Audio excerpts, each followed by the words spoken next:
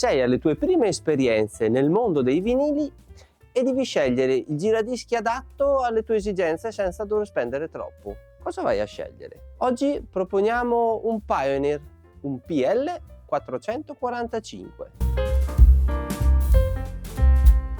Siamo nel 1989 e questo Pioneer PL 445 veniva presentato in Giappone. Si tratta di un apparecchio di fascia media, un apparecchio che andava a soddisfare le esigenze dei più. Un apparecchio che comunque nasceva in un periodo in cui il lettore CD oramai aveva sfondato, oramai aveva occupato la gran fetta del mercato delle sorgenti, faceva la voce grossa ovviamente. In questo contesto il giradischi aveva un po' meno, libertà di espressione. Si producevano riproduttori di vinili quel tanto che bastava per riuscire a soddisfare le esigenze di chi ancora era legato al vecchio formato. Periodo storico che comunque identificava il massimo che poteva dare la tecnologia riguardo la riproduzione dei vinili, perché oramai erano state raggiunte delle certezze, delle sicurezze nel campo della tecnica. Giradischi completamente automatico e a trazione diretta, controllata al quarzo, quel qualcosa in più che conferisce a questo oggetto un tocco particolare. Ma adesso andiamo a scoprirlo un po' più da vicino, a vederne le caratteristiche che comunque trovate meglio esplicate sul sito www.allstore.it e anche vediamo come funziona.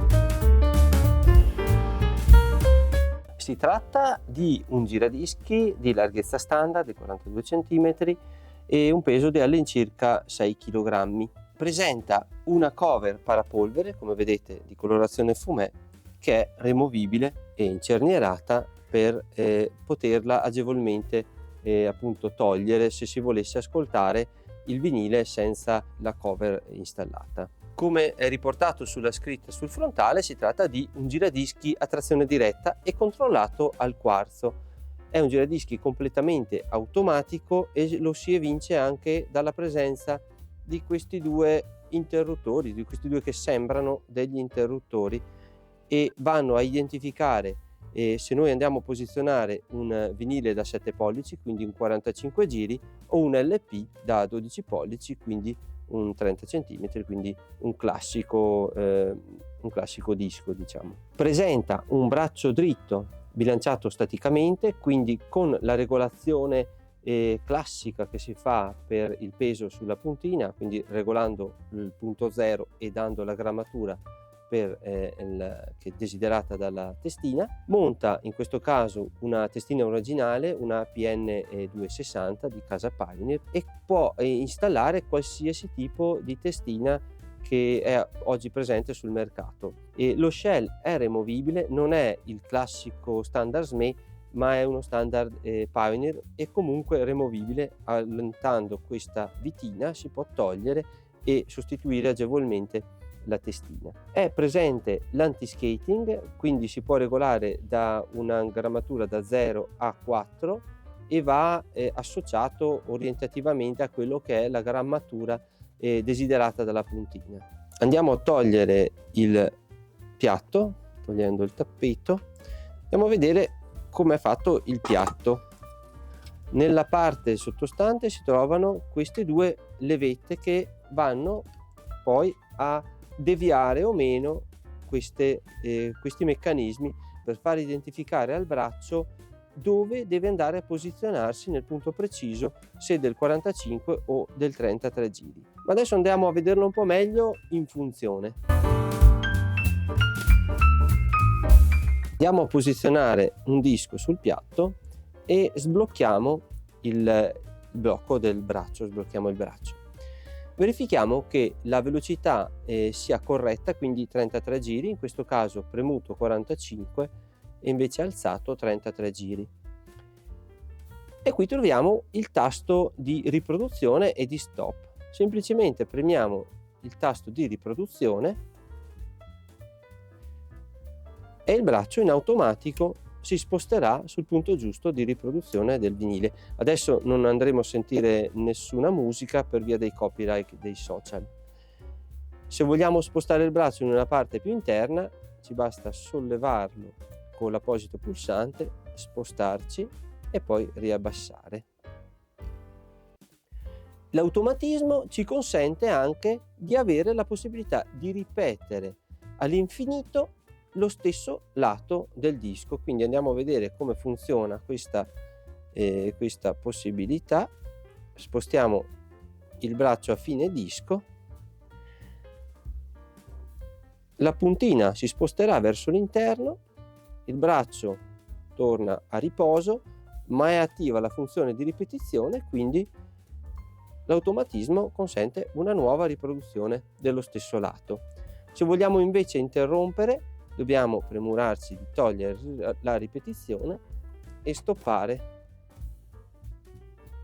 la riproduzione. Il braccio torna a riposo e il piatto si ferma, ovviamente con una certa inerzia. Vediamo ora come lavora col 45 giri. Andiamo a mettere un 45 giri, selezioniamo ovviamente 45 giri e premiamo play. Il sistema di rilevazione automatica della grandezza del disco farà appoggiare la puntina all'inizio del 45 giri. La funzione di ripetizione funziona allo stesso modo, l'alzata del braccio pure. Andiamo a interrompere la riproduzione. Ma adesso cosa succede se noi per caso andassimo a premere play con nessun disco posizionato? Ovviamente inizia la rotazione del piatto, ma il braccio si alza per andarsi a posizionare e si ferma perché vede che non c'è alcun disco appoggiato sopra, e evitiamo di rovinare la puntina. Per quanto riguarda la concorrenza, questo apparecchio, per le caratteristiche che presenta, non ne aveva moltissima. E si tratta, appunto, come abbiamo visto, di un periodo storico nel quale il vinile stava un po' decadendo, anzi era proprio decaduto e stava per vedere la sua fine. Quindi in questo periodo venivano prodotti da marchi europei o comunque americani, giapponesi, o giradischi manuali di classe, come succede al giorno d'oggi, o altrimenti dei automatici o semi-automatici entry level per andare a soddisfare le esigenze di chi ancora voleva riprodurre i propri vinili, come esattamente sta succedendo oggi.